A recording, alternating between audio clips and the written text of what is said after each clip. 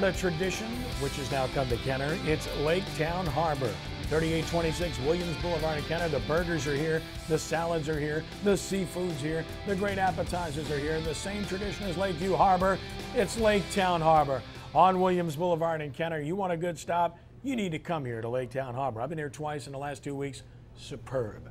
Ken Trahan, pleasant good evening to you. SportsNOLA TV from Kenner at Laketown Harbor. As always, great to have you with us to break it down and talk about football, the New Orleans Saints, LSU, Tulane, Prep, and more. We'll do it.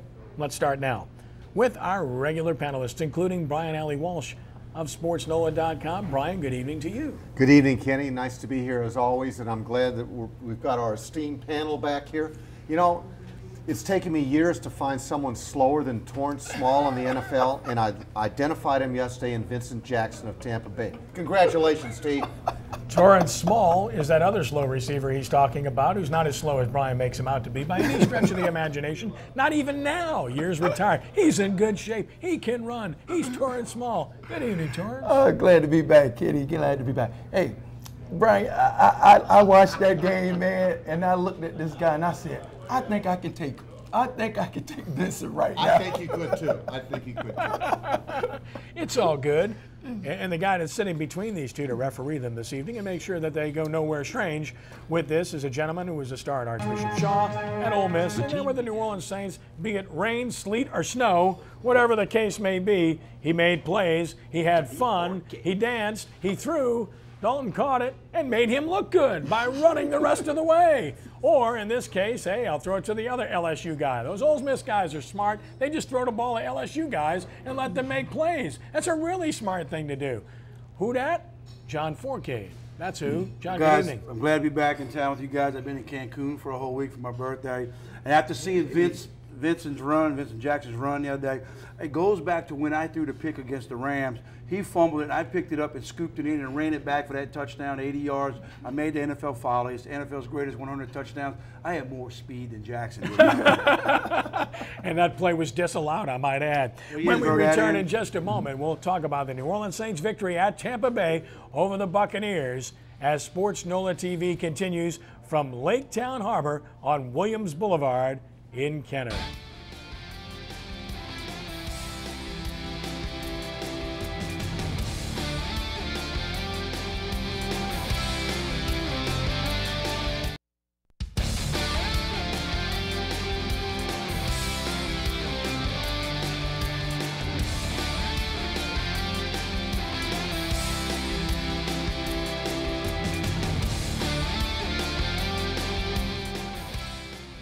Not about yardage, it's about points scored. Who scores the most points wins the game. The Saints scored the most points. The yardage stat did not matter, although that's the first time the Saints have given up 500 yards and won a game. They were 0-11 when that occurred previously. Ken Trahan, SportsNOLA TV from Laketown Harbor, 3826 Williams Boulevard in Kenner. Okay, let's break it down, guys. And I know this kind of sounds strange, Brian, as I start with you, but the defense actually played better in this game overall than they had in previous games in the second half, because obviously they were torched in the first half. But we saw some glimmer of light, though, from this defense, which made some plays when they had to in the second half. Yes, and I guess that's the silver lining, Kenny, is that, you know, you look for them to be able to make stops at critical times. And from about the start of the second quarter into the third quarter, they were making stops, and that's encouraging. But they reverted to their old selves in the fourth quarter when crunch time was there. And those are the concerns that you still have under Steve Spagnuolo. How do guys get that wide open in a prevent type of situation? Clearly, Tampa Bay has to score a touchdown. So you got to give them a little space and don't let them have a 20, 25-yard hit down the middle of the field. You know, you alluded to it earlier in the show, Kenny. It reminded us of the San Francisco playoff game where everybody knows they've got to move the ball through the air. And they allow that area of the field to be open, and they took advantage of it, and they threaten again. And fortunately, the Saints walked away with a win in this game. Torrance, on the offensive side, the Saints were brilliant in the first half, toned it down a little bit in the second half, understandably, especially when they got a 2-touchdown lead. But, and again, Aaron Kromer, I think, given the circumstances, did a pretty good job for the Saints. I think he did a commendable job under the circumstances. That said, if Sean Payton's the head coach on 3rd and 3 when the other team's out of timeouts, do you run running play there, or do you throw the ball? I think I know what the answer is. Well, pass. One thing we know about Sean Payton, he liked to pass. He liked to pass to open up the run. That's the way he operates the game. But let's look at this game and look at some of the things that happened. Drew Brees, arguably, probably one of the best quarterbacks in the league right now. But let's look at his cast, what his cast has been doing. Look at the receivers. And we're talking about all the records that he has is with the receivers that are here right now today, these same receivers. These guys are putting up great numbers. More came up big, third down, converting third down conversions on. Did great. I think they did great in trying to make some balance. We didn't have great runs, but we did run the ball. They had the respect. We had some play action in there that helped out a lot. But again, on that last play, I think Payton would have passed that ball. I do too, because one first down wins the game in that situation. And if you make the first down, the clock doesn't matter.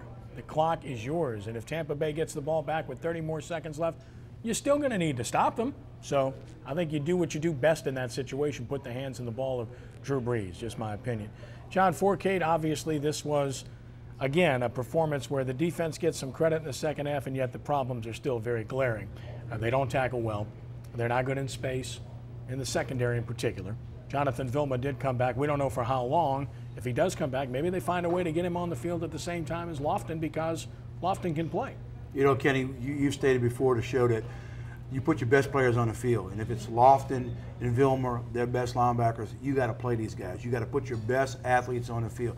They're struggling right now defensively, and like you said, they just got some issues on the defensive side. We all kept saying, is it SportsNOLA, SportsNOLA? No, folks, it's the players out there.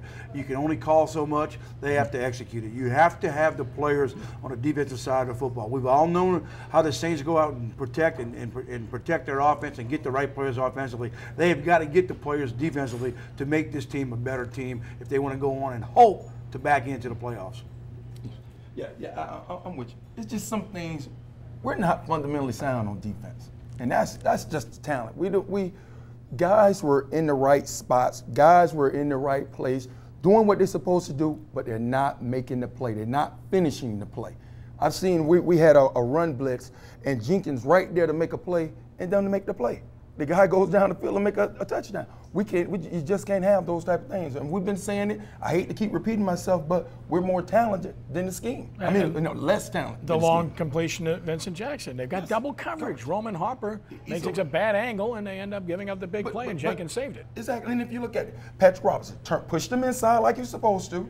Push him inside, close to the safety, to help him out so he can get over there, and you take a bad angle. That's fundamentals. That's just fundamental of football right now. Well, we've talked about these things till we're blue in the face, and we're going to be talking about these things into week 16 and 17, I promise you, because it's the same players, and at some point, you know, you have to take accountability, be accountable for your play, and right now they're just not playing well. You know, they're on pace to just shatter team records, league records for most yards. They're giving up 30 points a game. And really, I know it's a big win for Saints fans, but please don't get too high up on this team yet. Until they start playing better defense, this club is not a 500 club yet. They can't win track meets every week, John, and they're sure to face one of those in Denver. Right. I mean, they're going against Peyton Manning.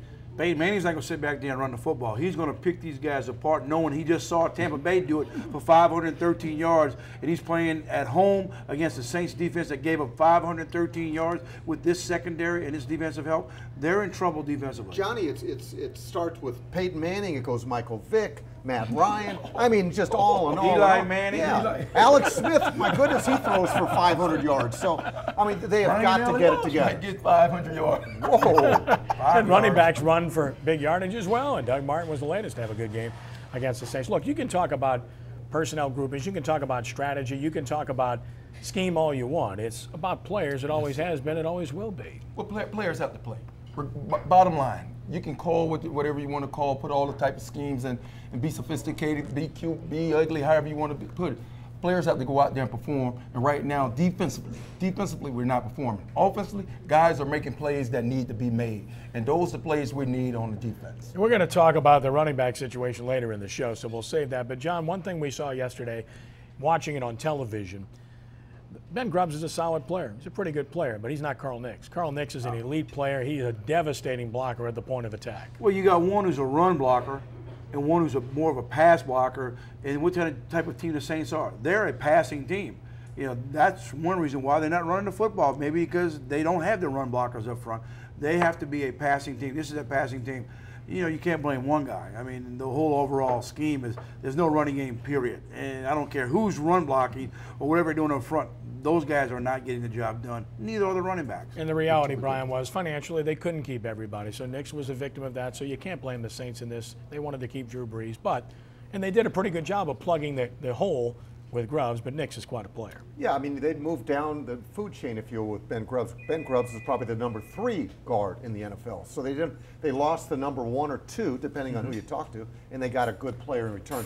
But he's not Carl. Final thought in this segment, Torrance? Yeah, I think Grubbs is good guy, good player. And one thing the Saints do, they go out once they lose somebody they've been great at replacing. Can we do that on defense? Can we find talent on defense the way we have on offense? Yeah, good thought, John. And I don't know that they can. It's going to take time. Well, it goes to the upper management. That's the ones who got to find the players, not the players finding players or the coaches. It's got to be a scouting department and administration got to find the players. And it isn't as though they haven't tried to invest in defense. Check it out. They've invested several #1 draft picks on their defense during the course of this regime. It's simply a matter of guys playing and whether or not they play up to the level of where they were picked in the draft. It's safe to say at this point that those #1 picks across the board, with the possible exception of Cameron Jordan, whom we're waiting on and has shown promise, have simply not done so. Back in just a moment to take a look around the NFL on SportsNOLA TV.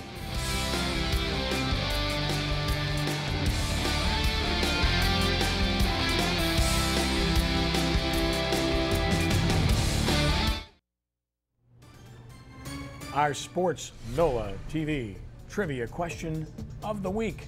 With 4 touchdown passes Sunday, Drew Brees now has 299 in his career. One short of that magical number. Our question, how many quarterbacks have thrown for 300 or more touchdowns in NFL history? Is it 4, 6, 8, or 10? We'll give you the answer later. Regardless of what the answer is, it doesn't take long to call the roll. Ken Trahan, SportsNOLA TV, Laketown Harbor, 3826 Williams Boulevard in Kenner, where the food's great and the atmosphere is wonderful, and you can watch games all day, all night long, if you'd like to, on all the television monitors here at Laketown Harbor. Well, the NFL presented some interesting results this past weekend, and let's take a look at those results here. Of course, the Thursday night game, San Francisco in an ugly affair, beat Seattle 13-6 to get back on track. Dallas held off Carolina 19-14. Story there. Let's blame it on the GM. He gets canned. Indianapolis gets 2 touchdowns running from Andrew Luck, and they beat Cleveland. They're 3-3 now, by the way. Most thrilling game, probably Tennessee beating Buffalo late behind Hasselbeck, 35-34 at Buffalo. Houston rebounds in a big way. They crushed the Ravens, 43-13. Minnesota, one of the surprise teams in the NFL, over Arizona, who's coming back to the pack, 21-14. Elsewhere, Eli Manning does his magic again. The Victor Cruz late overcomes RG3 and the Redskins 27-23. Overtime thriller. New England beats the Jets 29-26 to take the lead in the AFC East. Last night, Pittsburgh over Cincinnati 24-17 in a good one. Green Bay's rolling now. Aaron Rodgers coming up big again on the road. They beat the Rams 30-20.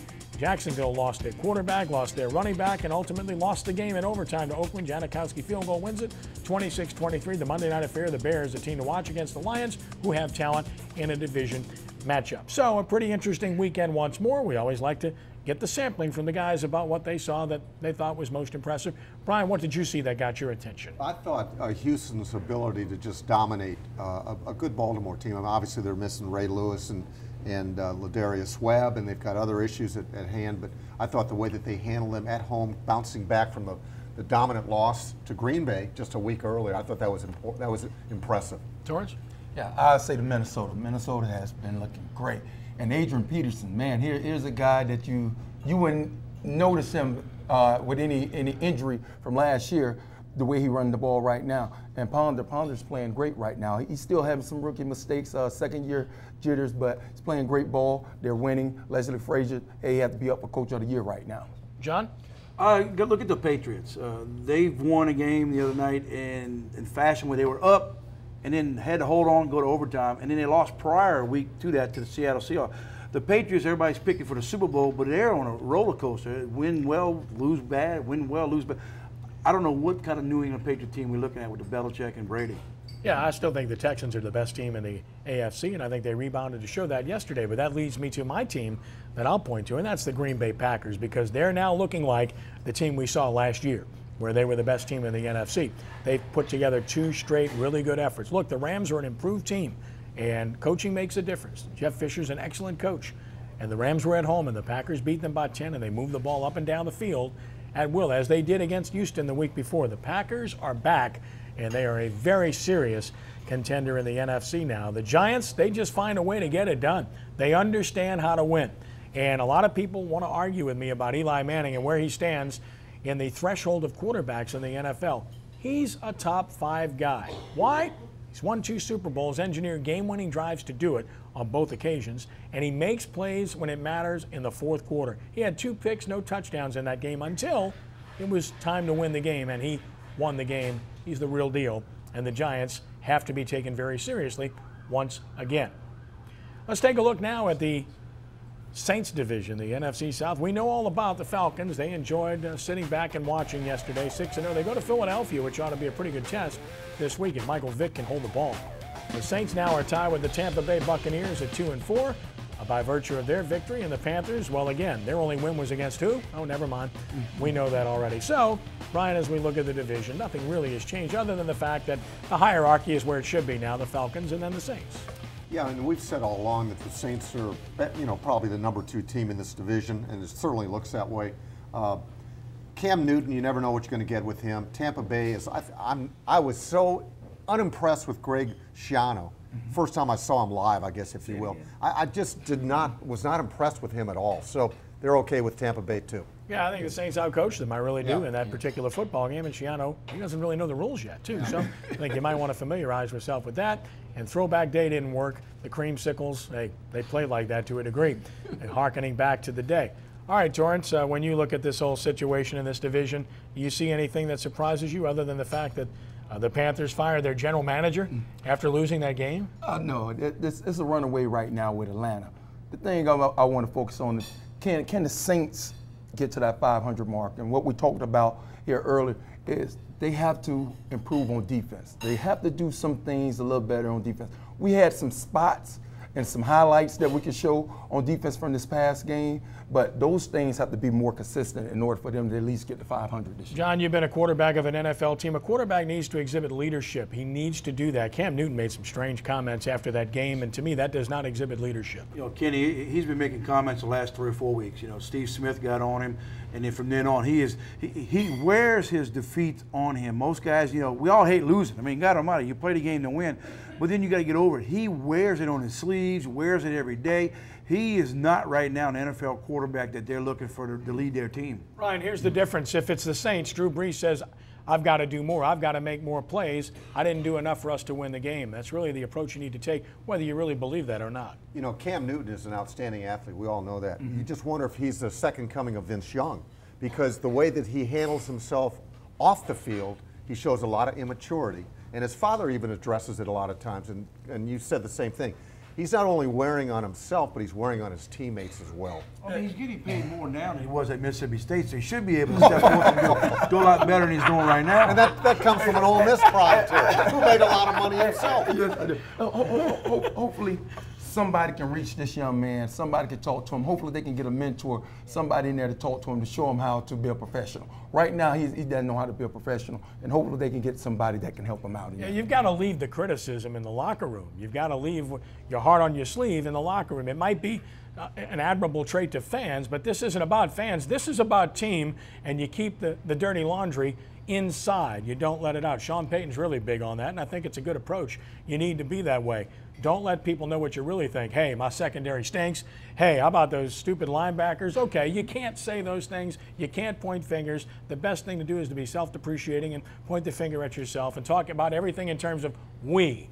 We will return in just a moment on the Hot Seat segment about running backs, feature backs, when SportsNOLA TV continues.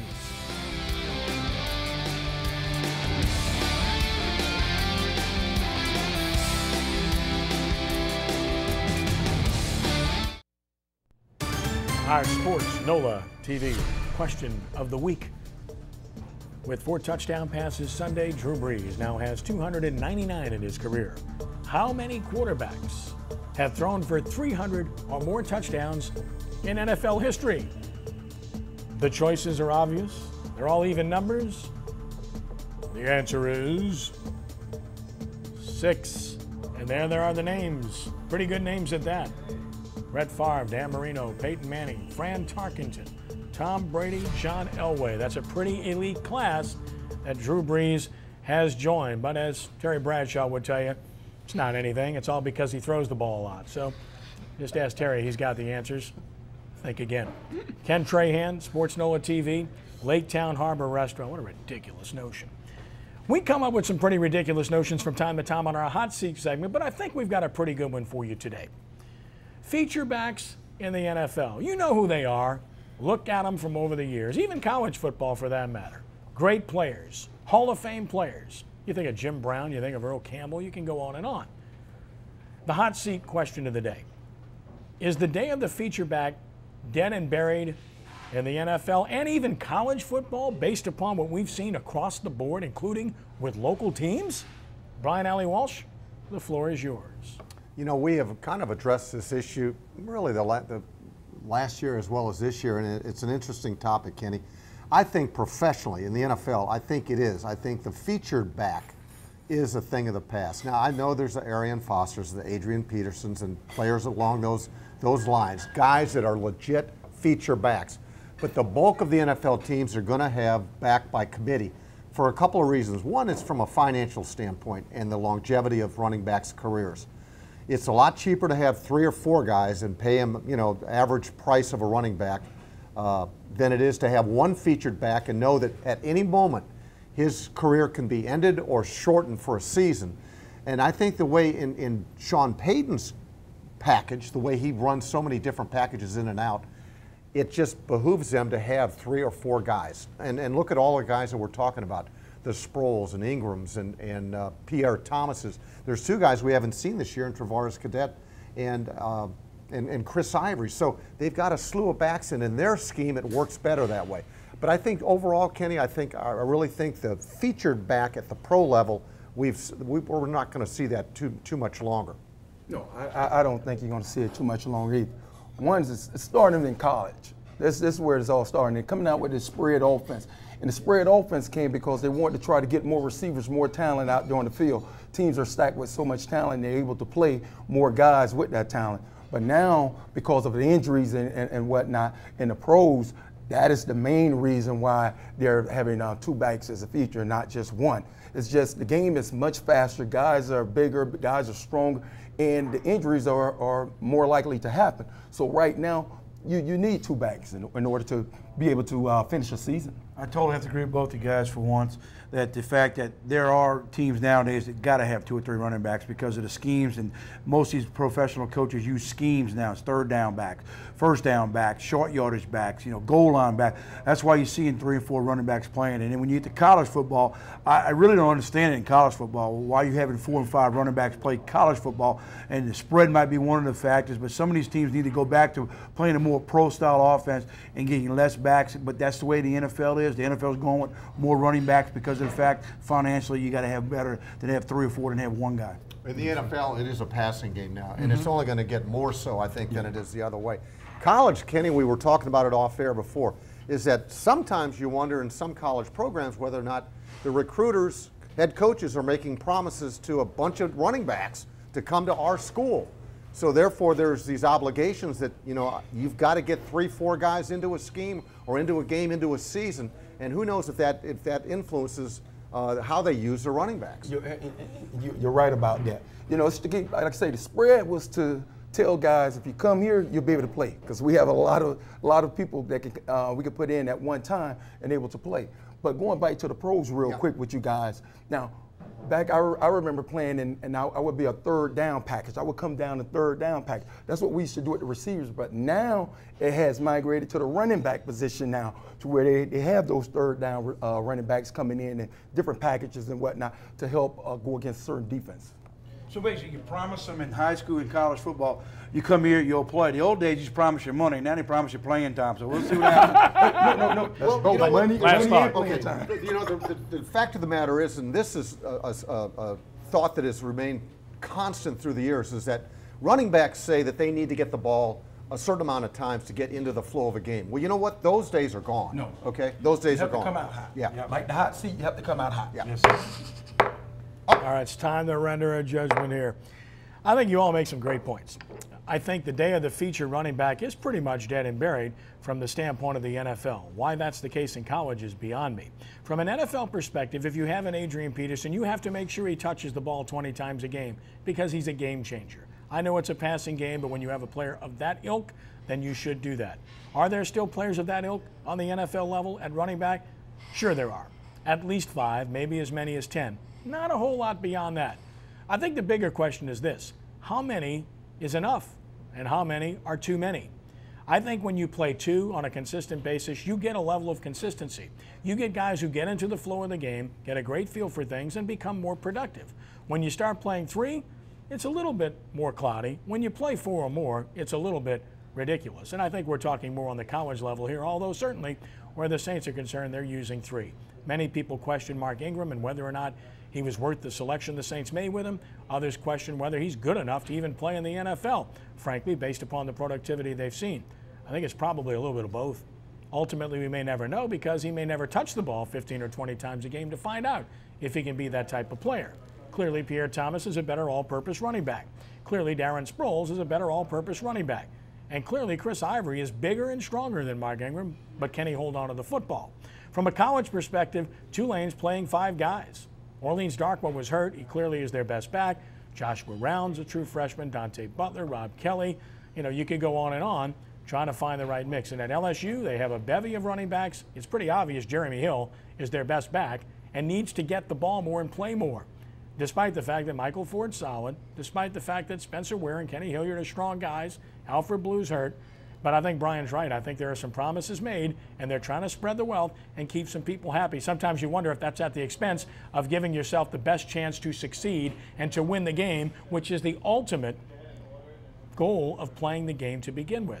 And I hate to invoke the name of Nick Saban, but he's got it right with 2 guys playing all the time at Alabama, whether it's been Richardson and Ingram together, whether it's been Richardson and Lacey, or even now with Lacey and the freshman. With 2 guys, you get in a rhythm, you touch the ball enough, and you're productive. I think that's probably the best way to go, but the day of the feature back is probably dinosauric, Tyrannosaurus rexith, if there's such a word. Time now to take a look at what you need to look at all the time. Click on it. Questions? Twitter, SportsNOLA, @SportsNOLA. That's right, and Facebook, sportsnola.com. We love to field your questions. We love to answer them to the best of our ability, if we can. And we'll always have fun in the process. You will too by going to sportsnola.com. Again, @SportsNOLA, sportsnola.com.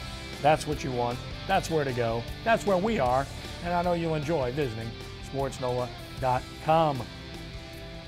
When we return in just a moment, we'll take a look at high school football, among other things. Of course, LSU in Tulane. Tigers win. Tulane comes close. All of that and more as we continue from Laketown Harbor, 3826 Williams Boulevard. Are you kidding me? Come on. Now that's a burger. Now that's a wrap. Now those are fries. Now I'm hungry. And I'm back in just a moment with these guys. Watch me.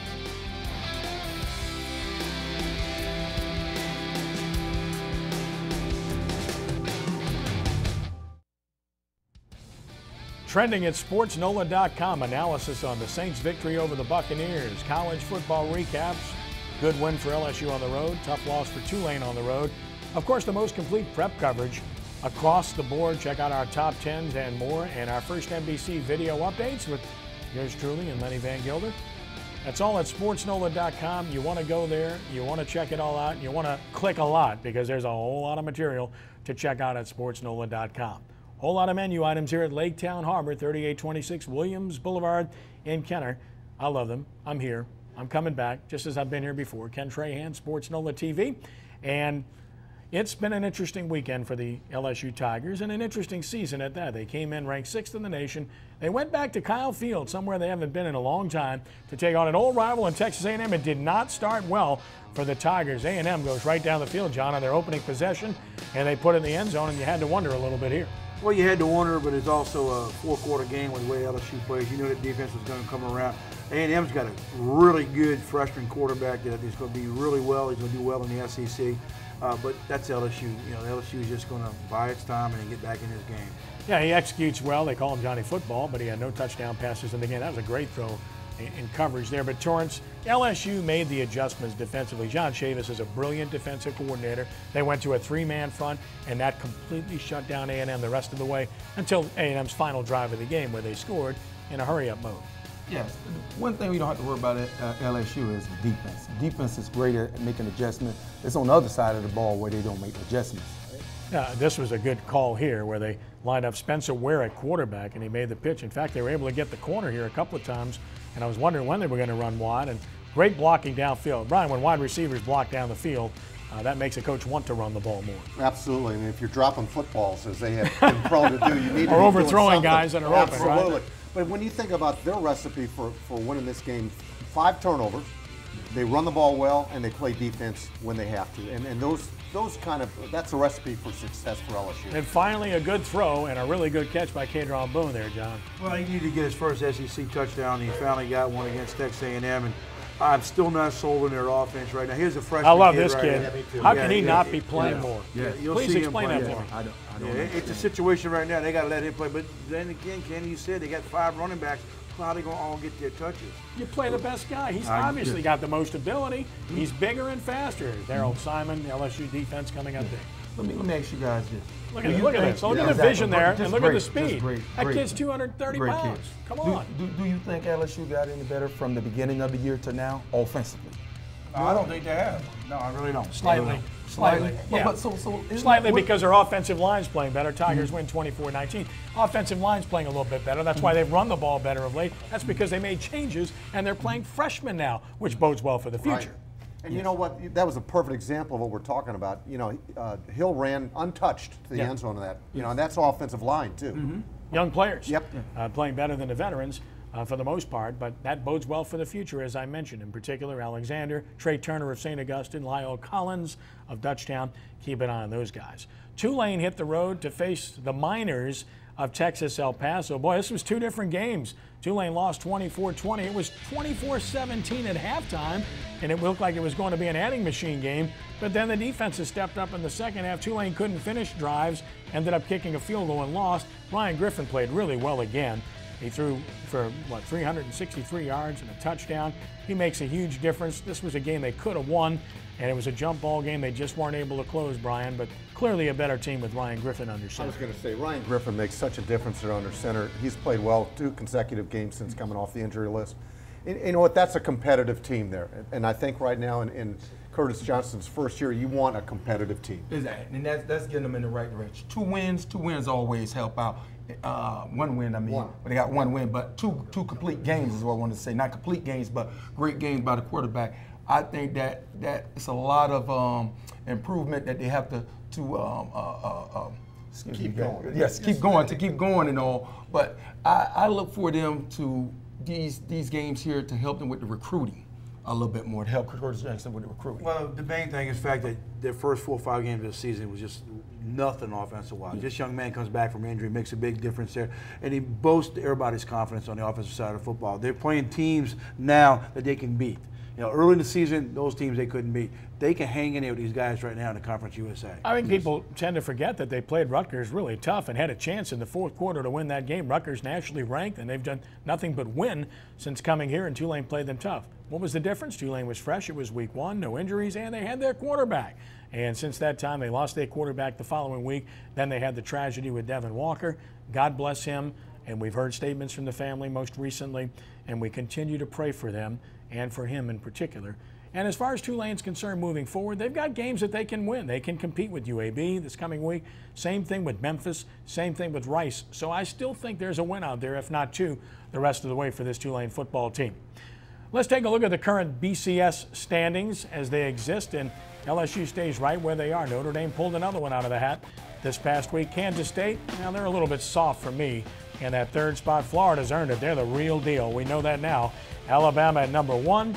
And, Brian, I mean, listen, to me, Alabama, Florida, LSU. I think those are the three best teams. Even with LSU's offensive woes, I think they're better than Kansas State. I still think they beat Oregon. Well, I'm going to go out on a limb here. I think Oklahoma's going to beat Notre Dame to a pulp this weekend. I think they'll beat them too. LSU's going to move ahead without even playing. But Oklahoma will probably jump LSU by doing that. Possibly. Because LSU doesn't play this year. Yeah, that's true. Oh, yeah. Being idle kind of hurts you a little bit, unfortunately, but hopefully coming back with the Alabama game, they can turn all that around. Who do you like, That's John? the big in which game? In the BCS stand. In the BCS stand, I'm not sold on Kansas State and Oregon Me either. yet. I just don't think they play the caliber of play to some of the SEC. And they say if Oklahoma beats Notre Dame, you'll see them jump. But then all LSU's got to sit back and say, wait, we play Alabama, we beat them. I guarantee we can go from 6 to 1 in a heartbeat. And if LSU beats Alabama, which is not out of the question, they're going to get a chance to play somebody from the East, maybe a rematch with Florida, and Florida will be wondering, gee, this is what happened last year with Alabama and LSU. It's pretty tough to beat a team twice, so keep that in mind, and we'll see if LSU, given 2 weeks to prepare and to heal, can summon their best effort of the year against Alabama, because they will need it. Prep football is always a passion of ours, and it continues to be, and now we take a look at our SportsNOLA.com, SportsNOLA TV, New Orleans quarterback club, WGSO 990 AM, prep player of the week for the metro area. He's junior quarterback Omari Jones of McMain. Look at this game at Pearl River in a thrilling 54-48 shootout win, the kind that John Fourcade loved when he was at Shaw. Omari Jones was 27 of 42, 490 yards. He passed for 5 touchdowns, and he rushed for 1. He didn't do this against chopped liver. He didn't do it in a one-sided game. He did it by scoring late to win 54-48 at Pearl River. John, these numbers they put up now, you could never have imagined that in your day. No, that would take me 3 games right there when I played high school football. Here's our prep football notes for the week. Top-ranked teams all rolling on. Rummel in 5A. In 4A, Neville in 3A, Parkview Baptist, Curtis was idle in 2A, and Washita Christian in 1A. South Lafourche, keep an eye on the Tarpons down in the Bayou of Coach Gaines, undefeated, and I think they're going to finish the season unbeaten in his first year. Key games this week, of course, the blockbuster, unbeaten's number 1 Rummel, Jesuit number 3 in our statewide poll. Salem at Franklinton's a good one, and South Plaquemine Carver ought to be a heck of a football game with a high seed at stake. 2 teams that are in the same district as John Curtis, and it ought to be pretty special. Of course, high school football is a passion of ours on WHNO Channel 20, and you'll have a chance to watch the Jesuit Blue Jays undefeated. Tanner Lee, Tulane signee. This kid's special. He can really throw the football. Dante Fly on the catch against Brother Martin, who has the best pair of tackles you'll find in the state. And Ryan Hofeld and William Clapp. Watch it tomorrow night, 8 p.m.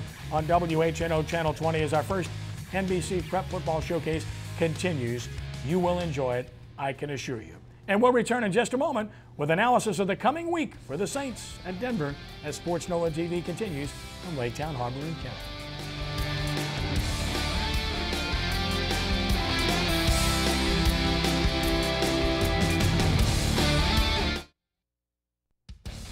Laketown Harbor at 3826 Williams Boulevard. Look for the 3 flags. You bet.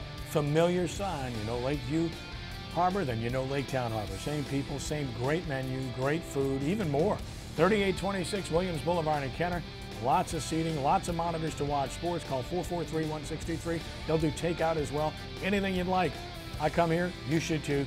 Laketown Harbor. We're happy to be here with SportsNOLA TV today. Ken Trahan with Brian Allee-Walsh, Torrance Small, and John Fourcade. The Saints at Denver to take on the Broncos. Prime time Sunday night.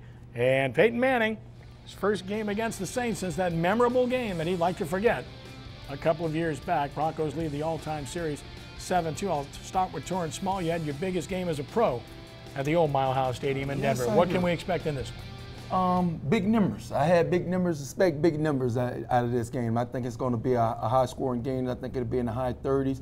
Last team with the ball wins. John?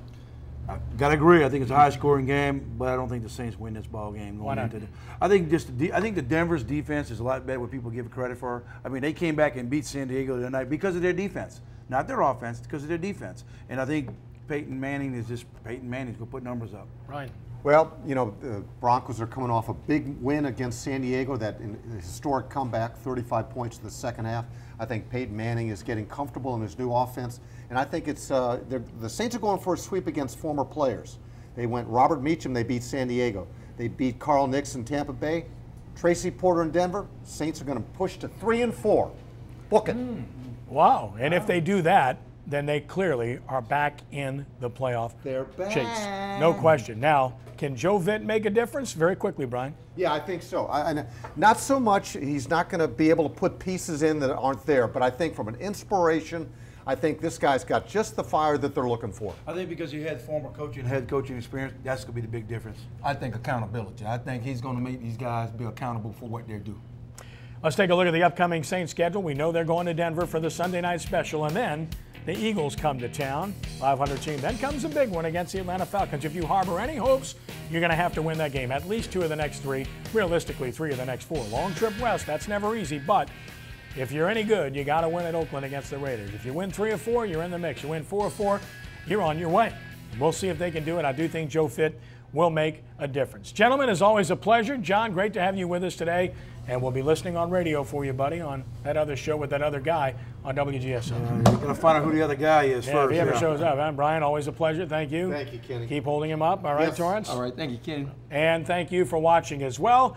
And, of course, don't forget Jesuit Brother Martin tomorrow night at 8 p.m. We'll be back with you next week at 6 p.m. on SportsNOLA TV.